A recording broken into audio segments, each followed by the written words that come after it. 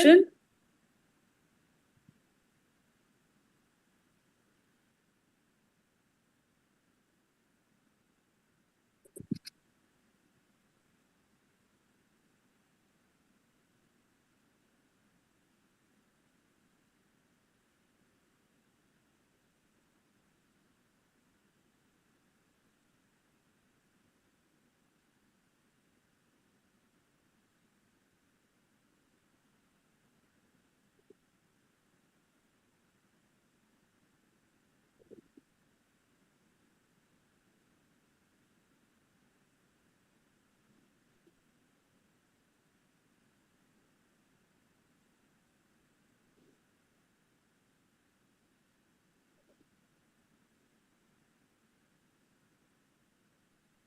Just repeat that for all the students who've joined in now. Thank you all for joining into the session. We'll be waiting for a few more students to join in before we start the session.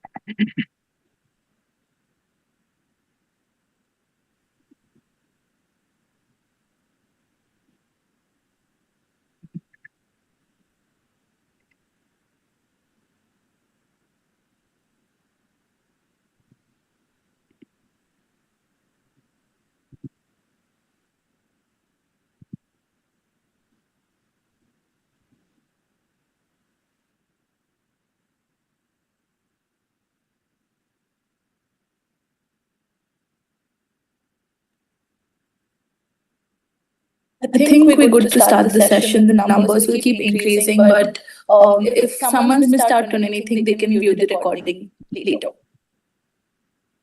So, would love to begin. Good afternoon, everyone. Welcome and thank you for being here. I'm Ekta Wadhwa, and I'm the Content and Growth Strategist at Student Circus today. Today, we have four incredible people who walk the exact path that many of you are about to take. All of these panelists here, they've studied in the UK, they've come back to India, and now they're building, or I actually should be saying, have built real and successful, fulfilling careers in their fields in very different ways. I know it's been an incredibly long day for most of you, but trust me, this session is very different from the ones you've attended, because this session is not about advice on how, on particular fields or sectors. The session is actual stories. It is conversations from these panelists who walk the same path as you, and you will learn a lot from their experience in their journeys as well. I'm particularly excited for this session because I'm someone who has gone through the same experience as well. I'm a recent Nottingham Trent alumni, and really eager to hear how these panels have this. So sorry. I'm really eager to hear how these panelists have navigated their careers today. So it'd be great if we have a quick round of introductions. Rajdeep, it'd be great to start with you. Sure. Hi everyone, I'm Rajdeep Karmakar. I graduated from CAST in Finance. CAST is now known as Base Business School. That was back in 2015. Currently, I'm working in PepsiCo in the financial planning department. Previously, I have had 5 years of working experience in Bristol, in Mumbai. Before that, I worked in Bahrain for 2 years in a project management company. And I started off my career working in JP Morgan. So, yeah, that's about me. Amazing. That's amazing, Rajdeep. Mamta, if you could go next. Hey, I'm Mamta Khanna. I graduated from University of Arts London back in 2016. It's been a decade. But since then, I've been working most of my Did a quick little stint in Dubai as well, and then came back to Mumbai because I think that the space keeps pulling you back, I guess. Currently, I work at Lando as a senior experience designer, and sort of like the whole UK background really sort of helped me land this job as well because getting the master's degree from there was like a great sort of stamp on your portfolio, right? And yeah, the name just carries a lot of weight. So that's me. That's amazing. Sakshi, would you like to go next? Yeah, sure. Hi everyone. First of all, thank you so much, Ekta, for moderating this and reaching out to me. I was like genuinely so excited to be here and share my journey. So I did my master's in consumer analytics and marketing strategy from University of Leeds. I graduated in 2023, which is still pretty recent. And currently I'm working as a senior performance marketer at WPP Media. But apart from my role, I'm also actively building my presence on LinkedIn. And honestly, at this point, my personal brand has become my baby. So there as well, I'm constantly sharing everything about marketing, personal branding, and more than that, my personal journey. So yeah, that's me.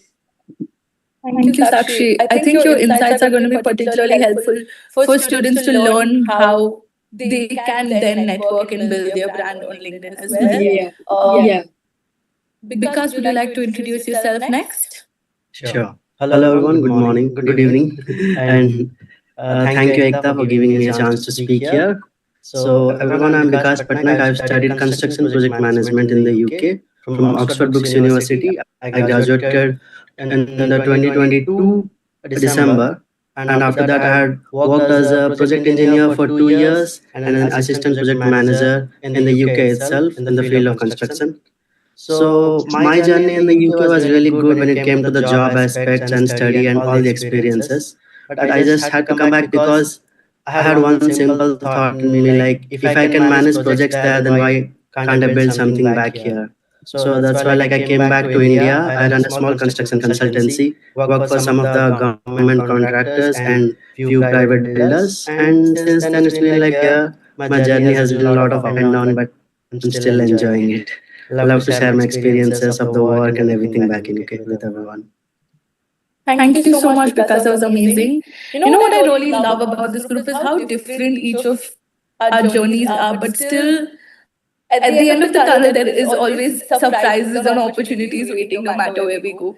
And let's get into that a little more in depth. So let's start with the very basics, like why India? Because the decision to come back is not very simple. It's usually sometimes a mix of opportunity, family, the gut feeling, or sometimes it also turns out that things just don't go out the way as we students have planned.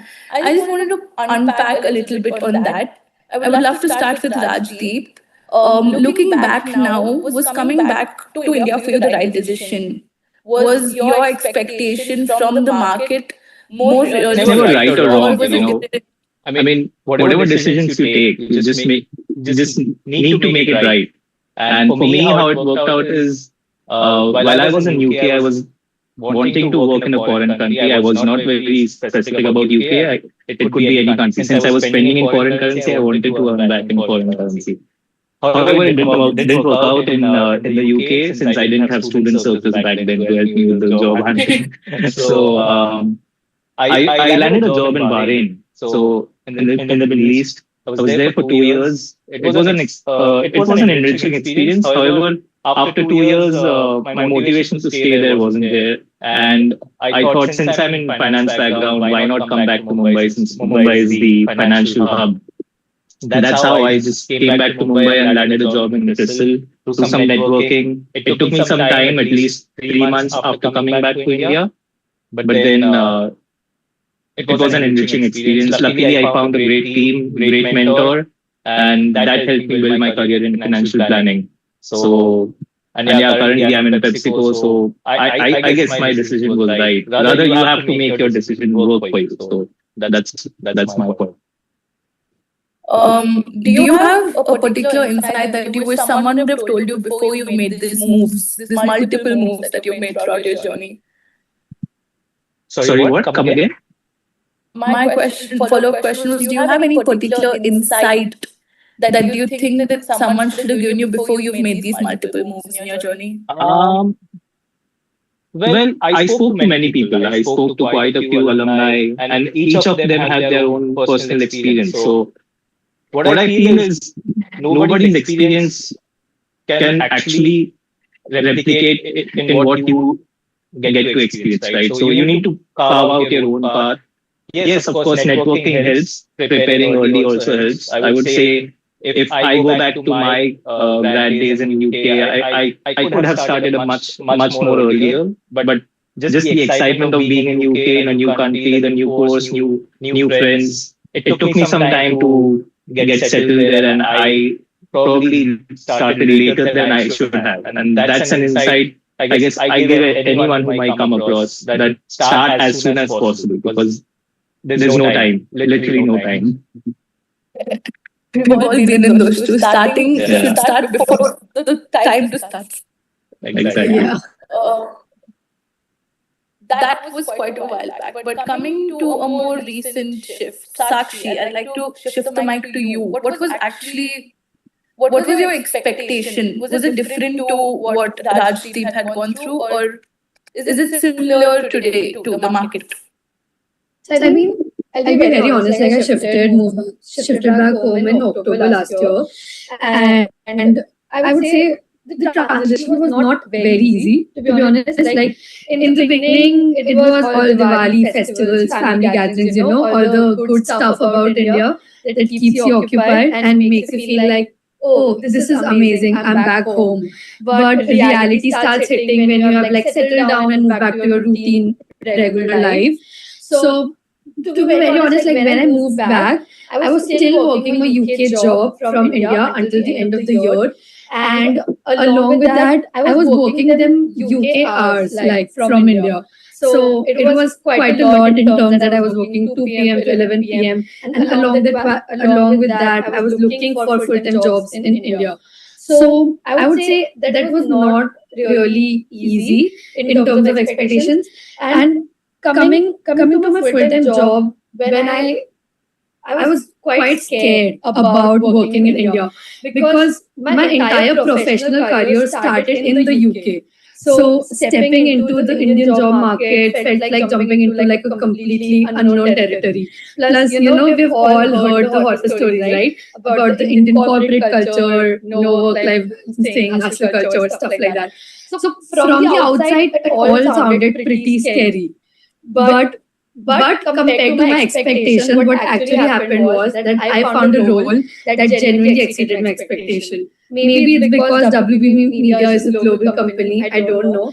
But it's really not as bad as people make it out to be. So don't get me wrong, it's totally different from UK for sure, the culture and everything.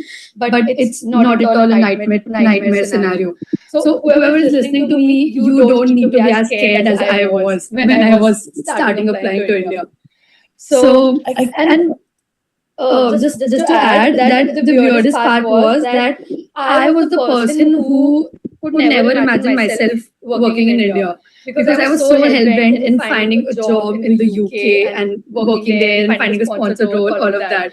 But it turns out that being close to my family, trusting the process, and just being open to all the possibilities, it really led to me a company and role which always dreamt of. So yeah. I completely agree on that front. A lot of people do see it as a right and a wrong, like a good and a bad, but it is right and another form of right entirely. Exactly. So the perspective is very important on that front. But honestly speaking, it's a mindset move. It is a physical move. It is about your expectations in the market. All of those aside, how did you guys actually break into the corporate culture? How did you land your first job? And for this, I'd love to ask Mamta, because in your field, especially with creative roles in design, content, there is no grad scheme. There is no one process. And for companies like Landor and such names, you really need to have a good strategy. So how did you get your first, role in the sector? So my first role came actually quite a few months after I graduated, almost a year after I graduated. So I started, firstly, when I moved back to India, explaining what I do was the biggest challenge because everyone looked at me and just said, Design? Acha, fashion design? And I'm like, no. And I'm like, okay, the closest I guess is interior design, but for stores and museums and experiences, and they still couldn't really figure out what I do. So my biggest challenge was sort of getting a couple of projects under my belt here that sort of showed people because in the creative industry, your CV is not really as impressive as your portfolio is. So basically, you're as good as your last 5 projects are. So sort of building those projects, it did help that I had some sort of work experience in London. I'd done internships there. I'd sort of taken all kinds of odd jobs while I was working, including doing like graphic design for a canteen in a university. But it helped me sort of get more projects here. And then referrals really help. So your alumni network, once you sort of graduate, because there's so many people from the same university who've gone through this whole process, not just with you, but before you. And they sort of guide you, and that's how I got a foot in the door for my first job, was through a referral.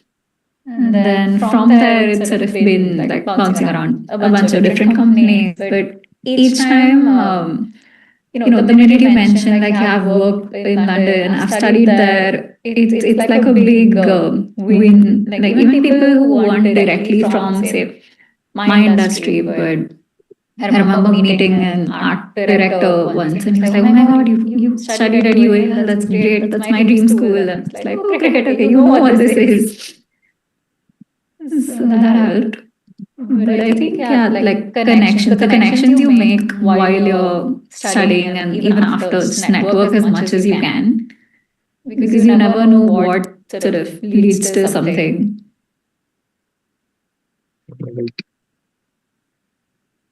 Sorry, Ekta, you're on mute. I'm so sorry about that. I was saying, I completely agree on that front because your net worth is as much as your network is. I just wanted to know one more question. You mentioned about your portfolio being stronger than your CV in creative fields. Does this look different in the UK and India? Just to give a little context to the students listening. I think it differs more from company to company than country to country.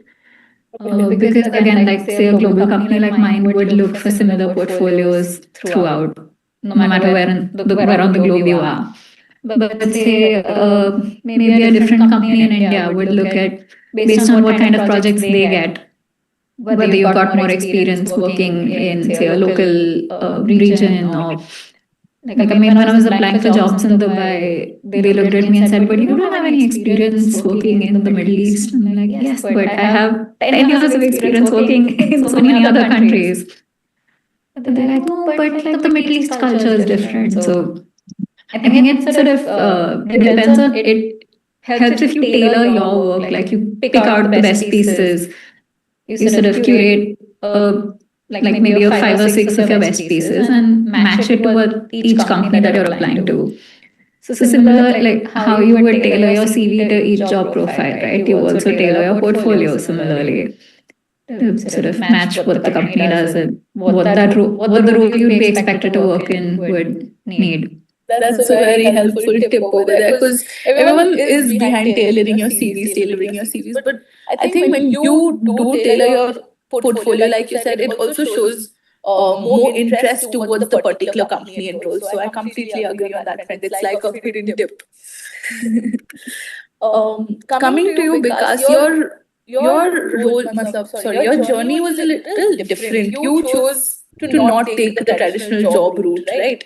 What pushed you to the direction of like entrepreneurship, and would you recommend this path to students today? So first, I would like to say like the UK is very fantastic when it comes to learning and the systems and planning and exposures what I had when I was studying and working there. But what happened is like while I was in the UK, I did used to come to India and try to look out for more opportunities in the field of construction because I know like the infrastructure in India is growing a lot. the same time, I used to do like a small kind of freelancing from UK itself for India clients. That helped me like to like gave me an idea like I can do a bit on this. So that was the reason why I think like I shifted back by like leaving my job and all. And honestly, I didn't come like with a big master plan like I'd be having this or I'd be doing that. And slowly and steadily, like I've been working as an entrepreneur, let's say for like 1.5 year. Like I got one projects and then that became two, and slowly I started to scaling.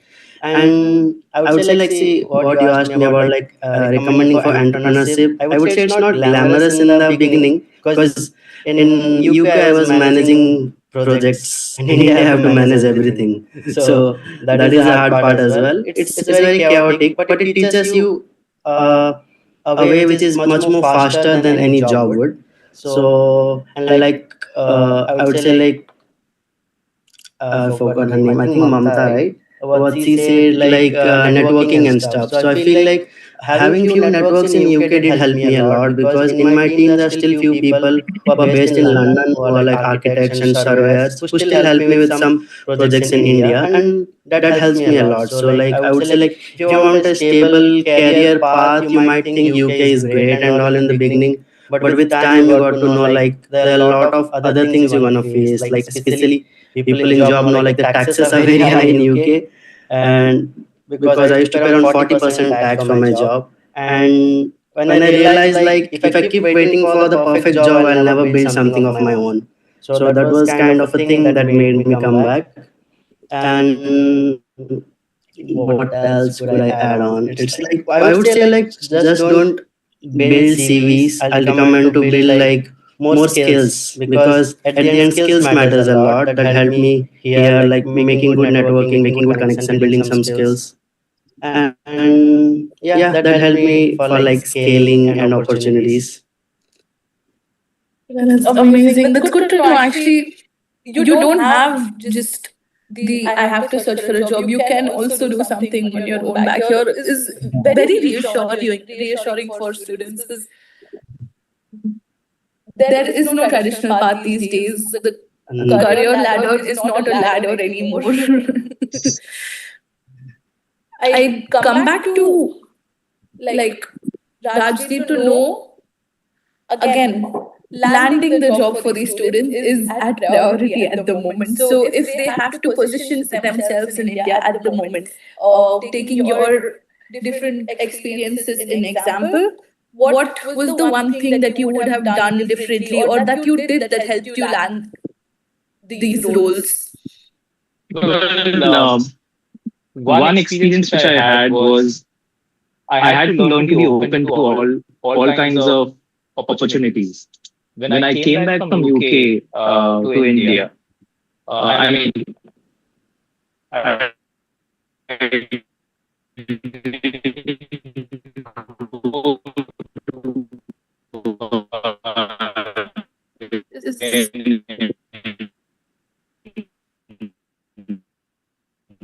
Is, is there a network issue only for green for 2 years, but then I came back to a financial investment kind of a job. But no, I'm audible. Is it fine now? it is Okay. better now? If you So could repeat that line, it was good. It helps that if students are open to all kinds of opportunities, so that once you get the foot in a door, you can then build your career and build your network and then navigate around and see what suits you best. But closing your opportunities, closing your chances without even getting in the market, getting in the door, it just makes it difficult for you, especially in such a competitive market, right? Also, it, it helps if you create a brand for your experience. You could always be part of some NGO or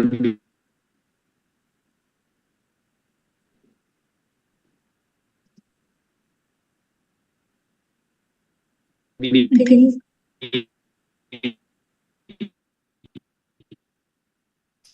I think some kind of It's a little bit. I think you have college communities and lead. You can always do something to showcase your maybe someone maybe someone else can continue. I'll try again. Yes, I will do that. As you mentioned personal branding, I'd like to take the mic back to Sakshi over here. You mentioned that your personal brand is your baby, and seeing your LinkedIn, I can agree. But a little more to these students waiting here, just to understand how to first build these personal brands, then how does it actually help you? What steps do you take? And how can you position yourself differently? Because a lot of people are also focusing on this. So how do you position yourself differently that you get the audience that you're looking for? Okay. So, I mean, to explain that properly, I just go back to a bit of my marketing client services background so that you'd understand why I actually started a personal brand. So, coming from a marketing and client services background, when I started working there, I realized something pretty early on that you cannot really stand out in this market, and we already know how difficult this job market is. You cannot stand out if you don't know how to sell your own story properly. And no, I'm not really talking just about being great at interviews, though that helps, of course. But I'm really talking about the whole process, like it could be as small as talking to clients, like how do you engage with people, or how do you engage with your peers who you come across. So how do you tell them about yourself? So for example, when you're sending a cold DM or writing an email or just having probably a casual networking chat like we're having now. So you need to learn the art of marketing yourself throughout. And once I realized that, oh, this is a skill which I need to build on, this is something which I need to practice, I decided I'll start showing up on LinkedIn. And to be honest, oh my God, like my personal brand on LinkedIn has been such a big help here, because I genuinely believe that when you are being able to show up honestly in front of thousands of people without the fear of judgment, you can talk, you can speak what you think. So it instills you with the kind of confidence. It's different, like the level of confidence you get after posting in front of like just 2,000 people who I started with. I have a big following now, but it was not the same when I started out. I probably started out with 1,000 or 1,500 followers, which were just my friends who didn't even like my posts and my comments. But once I'm out there posting about my thoughts without the fear of judgment, I think I'm inevitable. So I think that was my motivation to show up on LinkedIn and share my thoughts, because I found that, okay, people are resonating with it. I am able to find my community. I'm able to discuss it with a lot of people. Ekta, just like we were talking yesterday, that LinkedIn is has become like a black hole. Your personal brand has become that. You know anyone and everyone through a community on LinkedIn.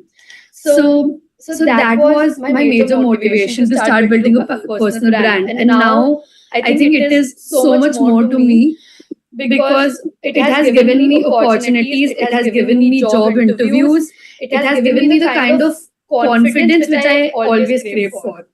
And if I have to just give one advice to people who are starting out and who need to build their personal brand, I'd suggest to them is document your journey. Be it whatever, be it your failures in job interviews or rejections. Document anything and everything, and that's how you are able to show up confidently. I completely agree on that, friend. LinkedIn is such a powerful, underrated tool. A lot of people are using it now, but using it right is very important. My first, right from my first role to my current role, all of these were opportunities that I received through LinkedIn only. So if you haven't yet focused on LinkedIn, this is something that you've been missing out on.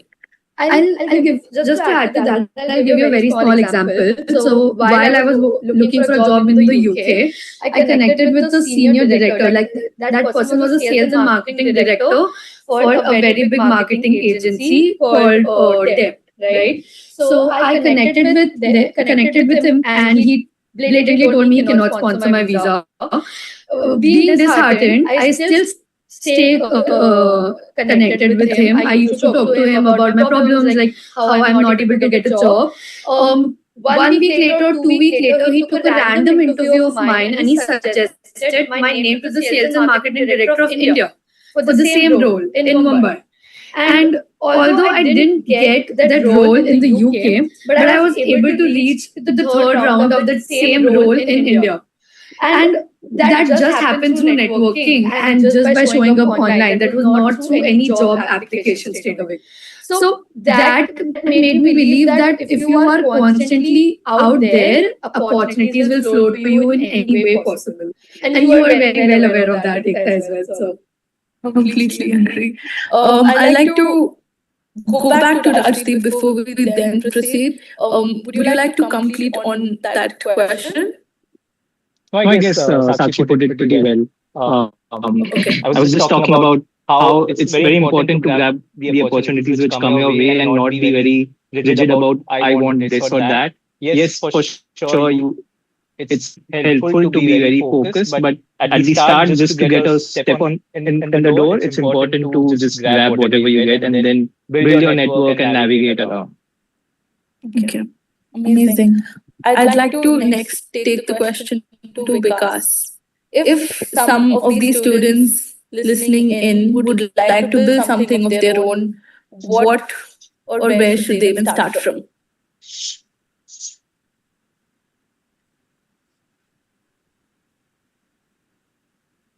Vikas? Hello. Yes. I was asking that if some of the students in today's room listening in would love to start something of their own. So if you could give them some advice on how and where to start from. Sure.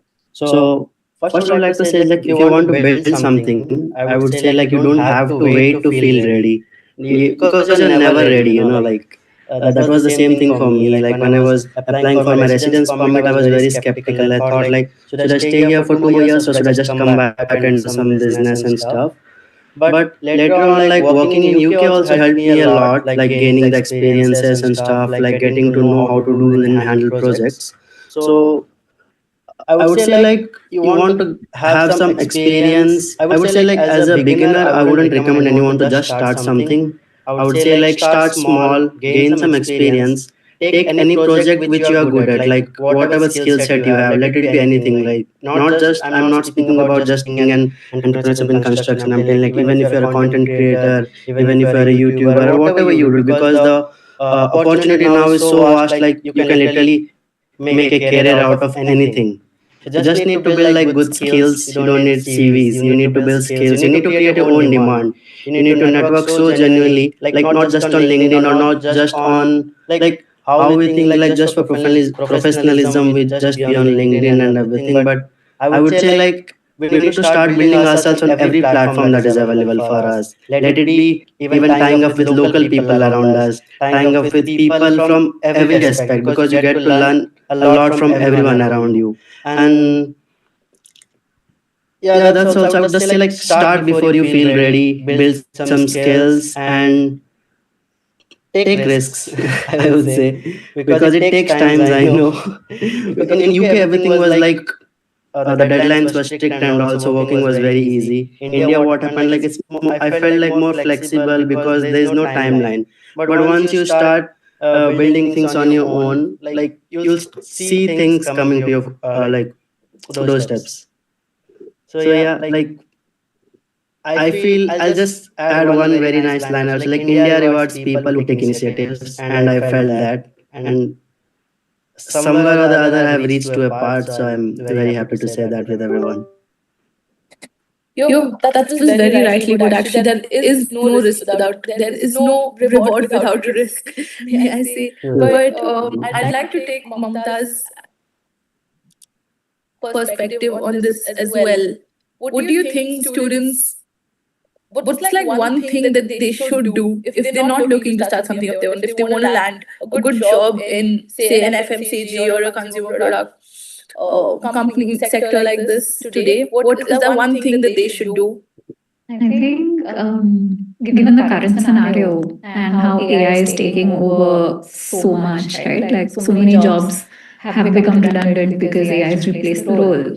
I think you need to make AI your friend rather than fighting it and sort of work smarter. So do the things like really hone in skills that AI can't do, or even if it's something that AI can do, like figure out how to use AI to do it faster and better.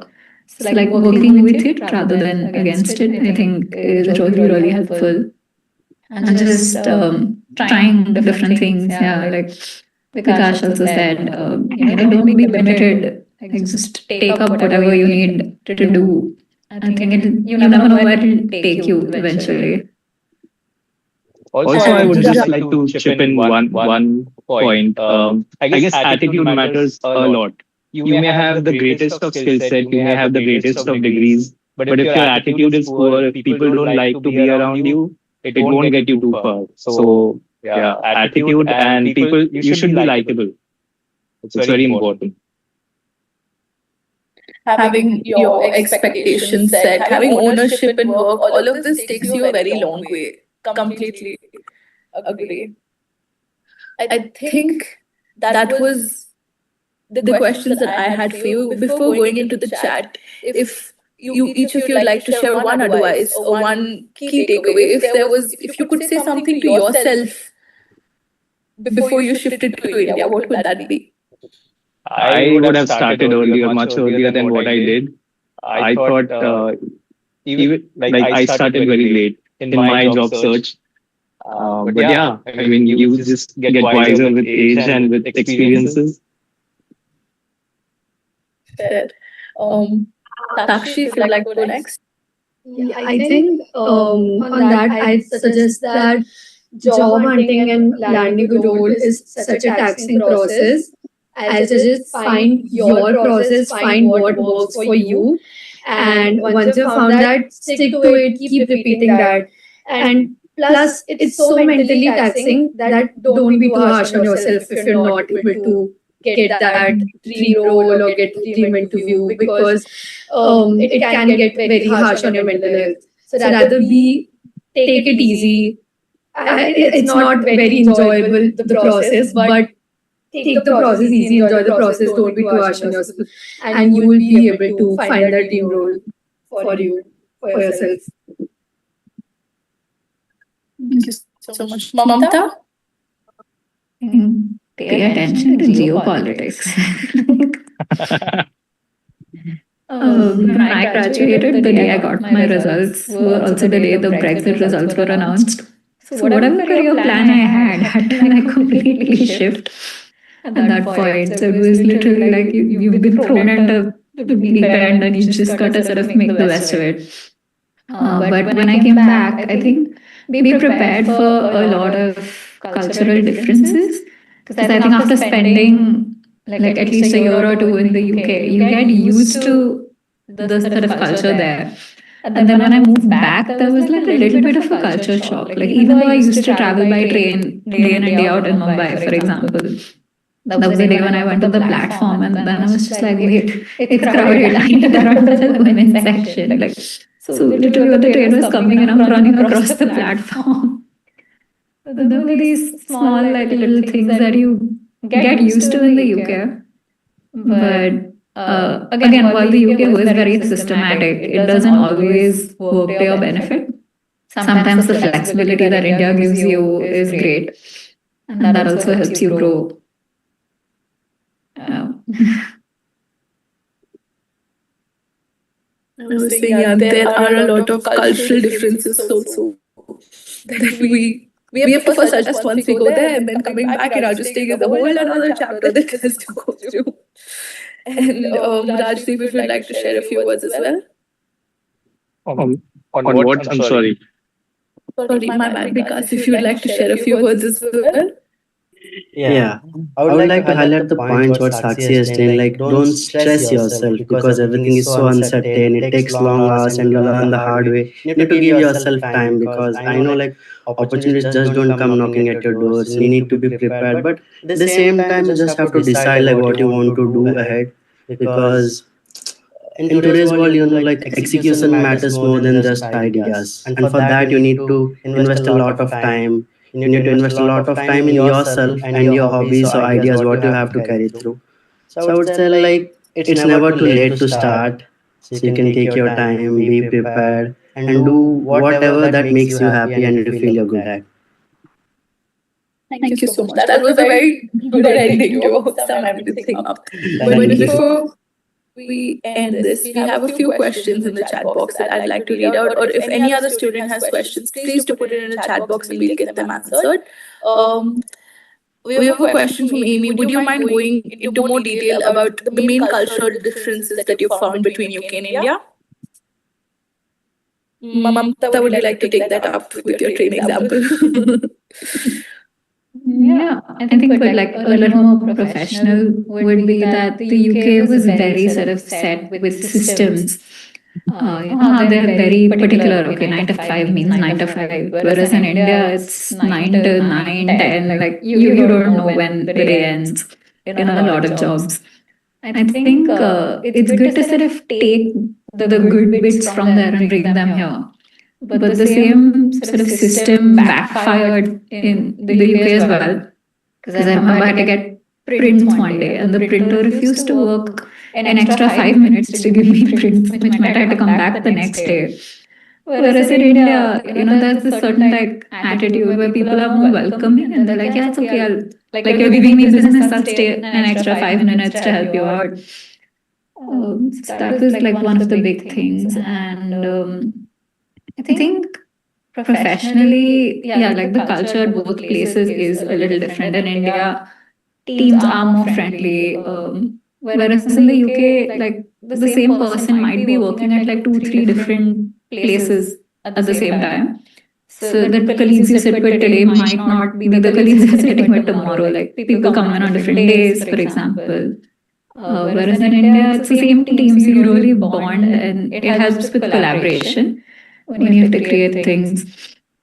Those are some of the big ones I found.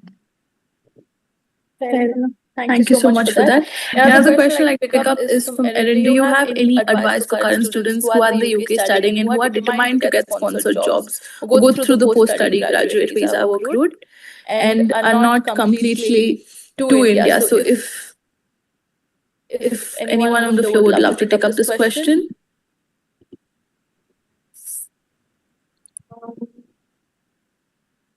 So I would like to add up a thing in that. Like, see, the work culture now in UK has become so demanding financially. And it's not as easy as people think. Like, even for me, I was although working on my post-study work visa, but and I already had a very good job and I was getting a good pay. But when it came to sponsorship, they always had to say like they are not ready to sponsor.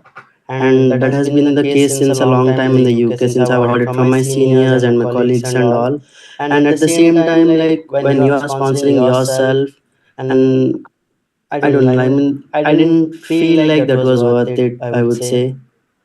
Because you earn in pounds and you also spend in pounds and you save, sometimes you save and sometimes you don't. So the challenges are very different if you compare like that, and the rewards are different as well. But I would say if you perform well, like might be easier for you to get a sponsorship, depending on a lot of things as well. Like it depends on the sector you are in as well. Like I've seen like people in hospitality, they're getting a lot of sponsorships, in healthcare as well. But for my case, it wasn't that. So like I wasn't given a sponsorship, and I was working for the company since like 3 years.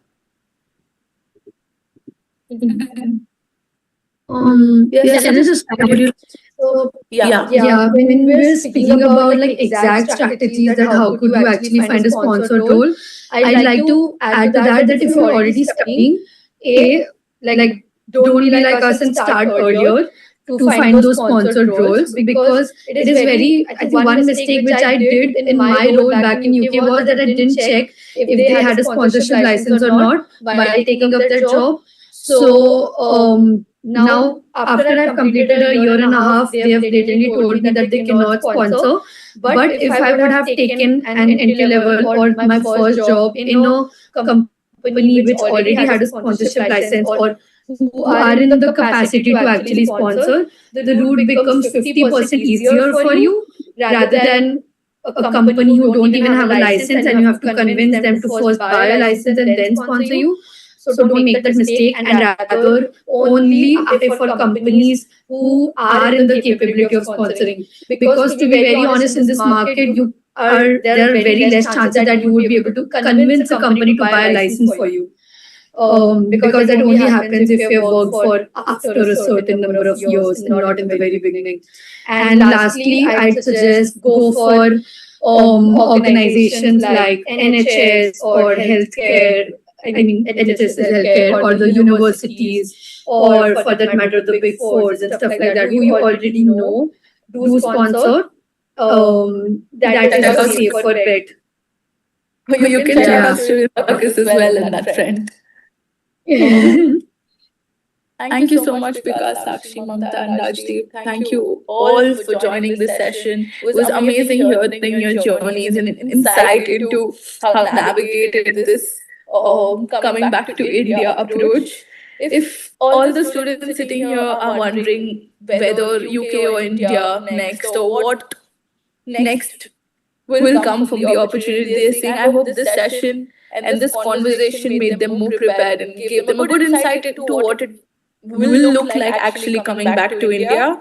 To all the panelists here, thank you so much for being so candid and so direct with your answers. And to everyone listening and taking notes, do take the practical steps that were shared, the taking risks, the showing up on LinkedIn, not being too hard on yourself, and putting yourself out there as much as you can. Do remember these key takeaways from the session. Thank you all for joining. Thanks for having us. Thank you so much. Thanks for having us. It was nice having you guys. Bye. Thank you so much. Bye. Thank you, everyone. Bye bye. Bye.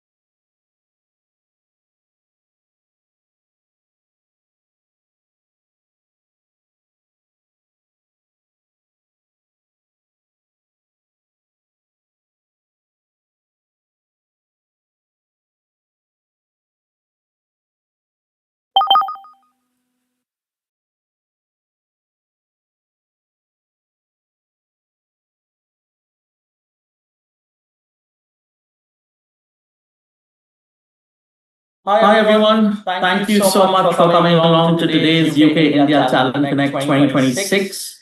We're just going to be starting the closing remarks in the next 1 minute. So, yeah, thank you so much for coming along and see you all shortly.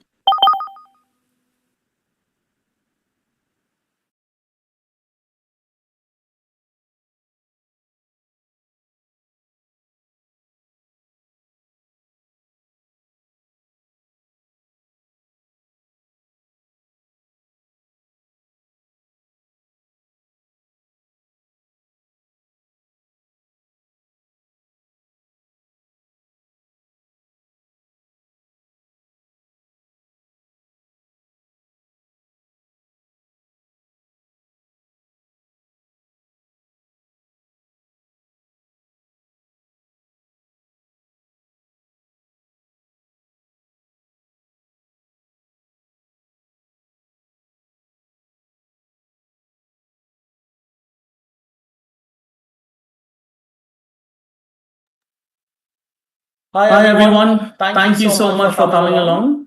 As we come to the close of the UK India Talent Connect 2026, we want to take a moment to thank everyone who showed up today.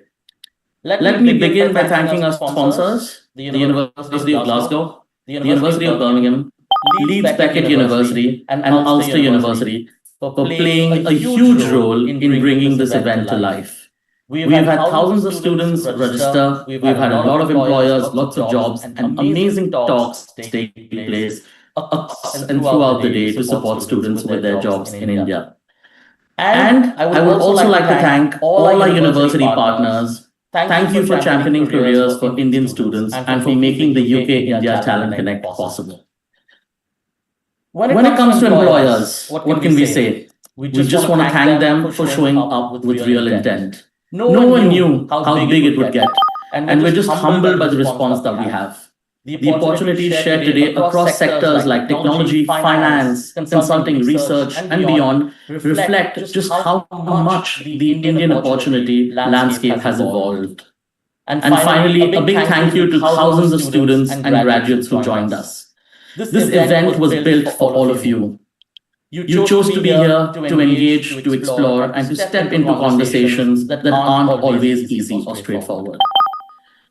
This was also our first step to do things more consciously. A quick fun fact, we didn't plan for today's event to fall on Earth Day, which is today. But it couldn't have been more fitting. To mark the occasion, we partnered with Grow Billion Trees to plant a forest in India on behalf of all our participants. It's a small but meaningful reminder that as we build careers, we also have a responsibility to building a world that we really want to live in. As a former international student, both of us, in the UK, we truly hope that you leave today with a little more clarity, few more connections, and perhaps even a shift in how you're thinking about your next steps. That, for students, will be, it's all about ensuring that India is no longer a fallback option. It's a strong, fast-growing market that you should really consider being a part of. For our university partners, that would symbolize that Indian students represent a growing number on your campuses. And we'd love to see continued support in shaping their career journeys globally. And finally, to our employer partners, talent is what will shape India's next chapter. International graduates bring success. They bring skills, they bring global perspectives, and an ambition to drive the future forward. We hope employers continue to open doors for them to be part of the India story we all are working towards.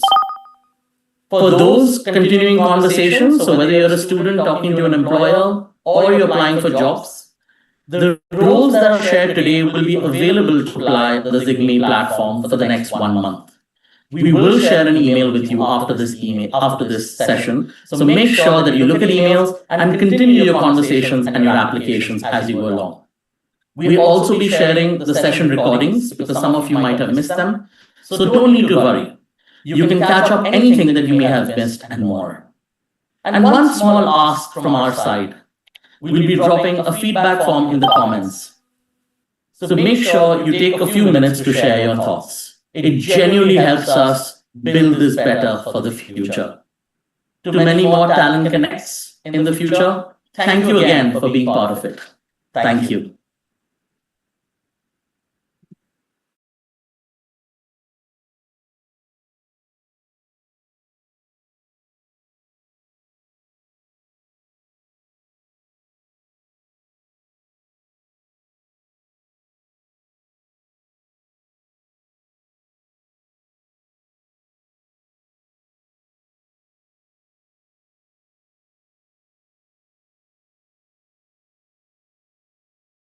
So the feedback form is the chat shared by my colleague Sanchari. And I really want to thank the Student Circus team who worked extremely hard for the session and to the ZigMe team for taking time out and supporting us as well. So please fill in the feedback, help us improve and come back stronger, better, and with more jobs for all you international students and universities. Thank you so much. Bye-bye.